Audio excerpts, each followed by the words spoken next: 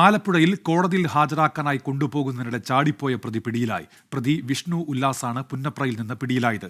മനീഷ് മഹിബാൽ വിവരങ്ങളുമായി ഇപ്പോൾ ആലപ്പുഴയിൽ നിന്ന് ചേരുന്നുണ്ട്. മനീഷ്, 2 ദിവസം മുൻപാണല്ലോ ഈ സംഭവം, എന്തൊക്കെയാണ് വിവരങ്ങൾ?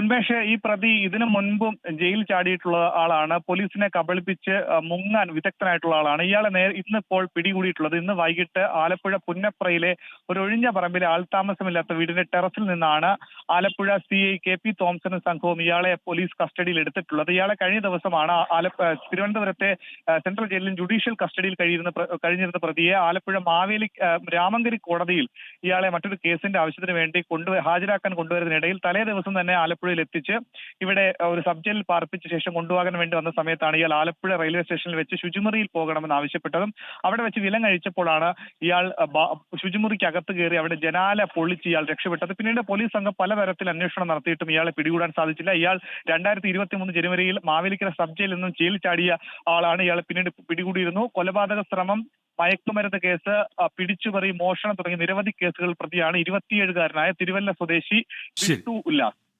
മനീഷ് മഹിബാലാണ് വിവരങ്ങൾ നൽകിയത് ആലപ്പുഴയിൽ നിന്ന്.